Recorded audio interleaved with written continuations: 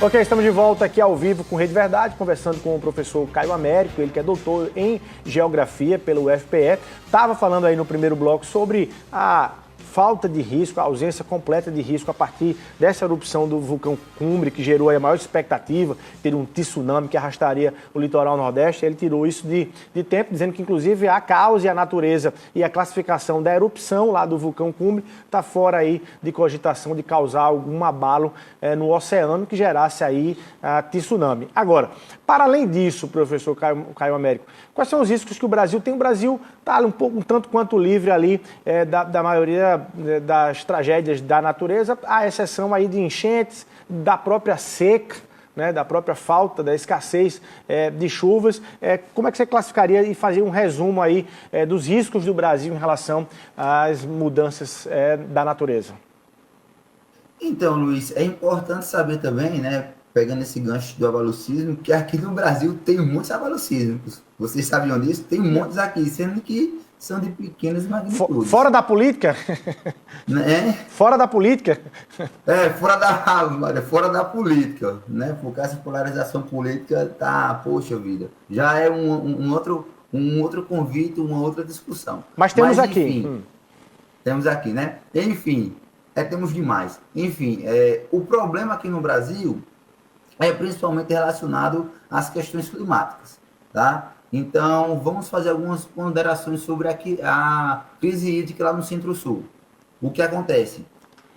Este ano foi um ano de Laninha. O Laninha é quando ocorre um maior resfriamento acima de 0,5 graus das águas do Pacífico Equatorial. Isso tem como reflexo estiagem no Centro-Sul, que envolve a parte do Centro-Oeste, Sul e Sudeste. Então, essa é uma das causas da crise hídrica lá no Centro-Sul. Tem um desmatamento, porque quando desmata a floresta amazônica, o potencial dela de enviar umidade para a atmosfera é diminuído. Você já ouviu falar em rios voadores ou rios aéreos?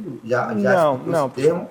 Pronto, é uma quantidade gigantesca de umidade que circula pela atmosfera, que é proporcionada pelo processo de evapotranspiração das florestas. Enquanto mais densa for a floresta, enquanto mais folhas tiver, mais umidade vai ser lançada para a atmosfera. Então, a grande quantidade de chuvas que ocorrem lá no centro-sul do Brasil é por conta da Amazônia. Então, uma segunda causa é o desmatamento, ou seja, uma ação antrópica. E a terceira causa lá da crise hídrica são as questões das mudanças climáticas, que faz com que o ambiente lá fique mais seco. E a gente tem também a falta de uma gestão pública urbana adequada. Então, o que acontece? Anualmente, muitas pessoas morrem por conta de escorregamentos de terra. Deslizamento. Isso, são os deslizamentos de terra. Aí eu associo aí 2 pontos. Primeiro, o gatilho inicial é o condicionante climático.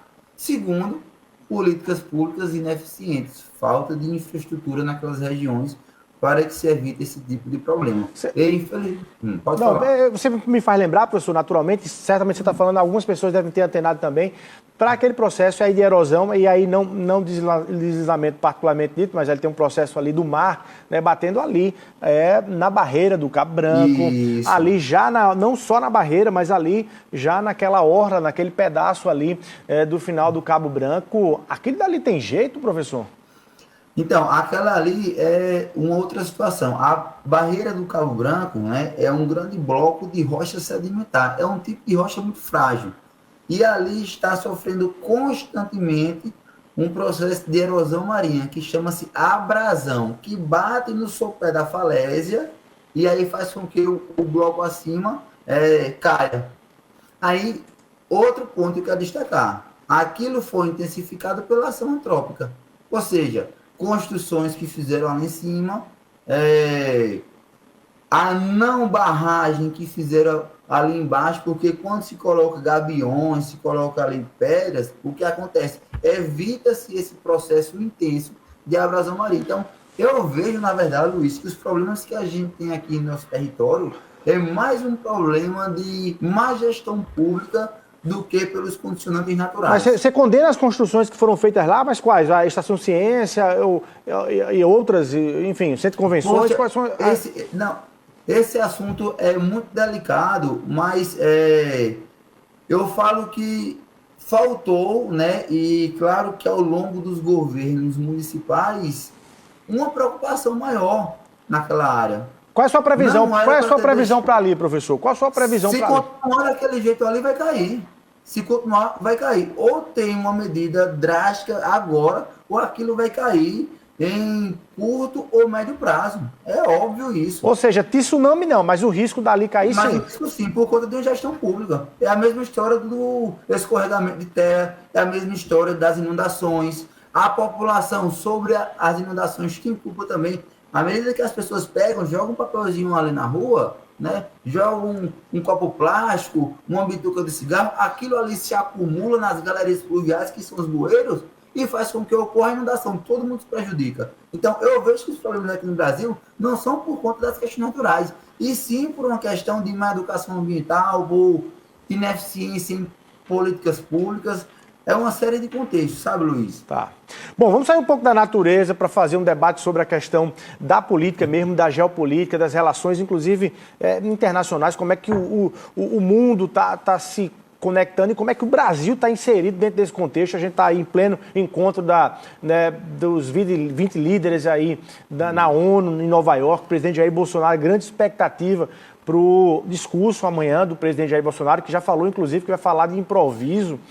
Há uma narrativa toda de um conflito ali com a China, com os Estados Unidos, enfim, até com a primeira-dama francesa e tal.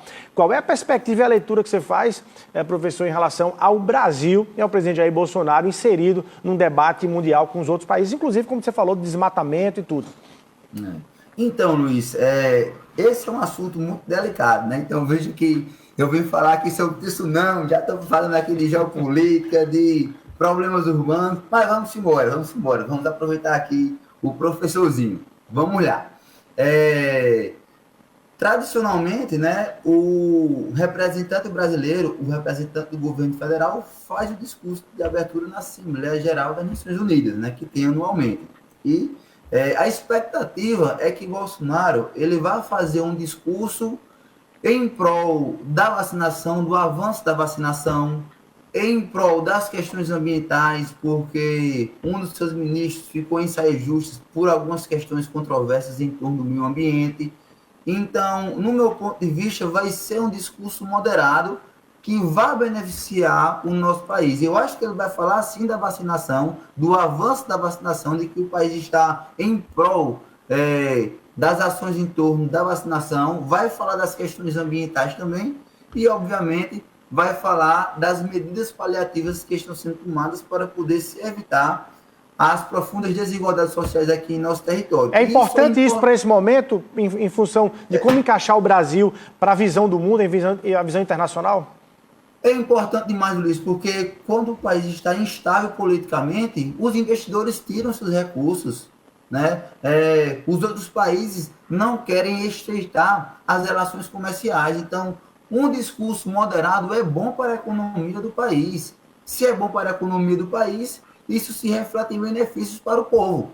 E as pessoas têm que entender, o Brasil não é de direita, não é de esquerda, não é de centro-direita.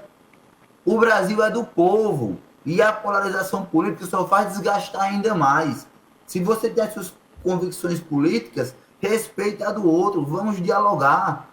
De forma que todos consigam se beneficiar.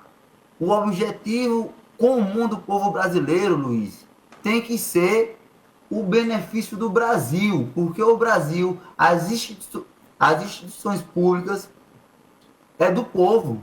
Não é do político A, não é do político B. A universidade é nossa. As delegacias são nossas. As escolas públicas são nossas. As praças são nossas. As ruas são nossas.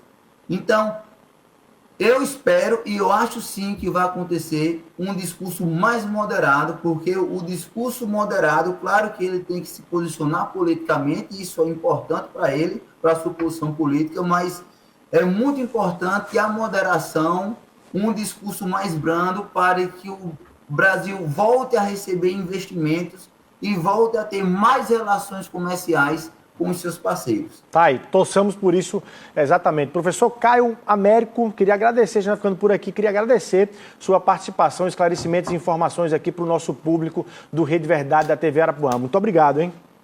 Muito obrigado, meu amigo Luiz. Eu quero agradecer também aos ouvintes. Qualquer dúvida sobre geografia, geopolítica, pode me procurar lá no Prof. Caio Américo. Eu estou sempre à disposição, inclusive à disposição aqui também do Grupo Arapuã, né? Pode contar comigo. Bom demais. Muito obrigado, parabéns aí pelo trabalho, professor Caio Américo. Aproveitar e mandar um abraço para o professor Américo, que é aí o pai do professor Caio Américo aí. Bom, a gente vai ficando por aqui. Muito obrigado pelo carinho da sua audiência. Até amanhã, se Deus quiser, aqui no Rede Verdade. Hoje à noite, se Deus quiser, eu estou no Frente a Frente, a partir das 9h30 da noite, e eu vou contar a história dos 25 anos da construtora Massai, uma das 100 maiores construtoras do Brasil. Eu vou estar aqui com os representantes da construtora Massai e apresentando, inclusive, os novos projetos aí da Massai. Programa Frente a Frente especial hoje com a história da Massai aqui na Paraíba. Um abraço a todos, até amanhã, se Deus quiser, aqui no Rede Verdade.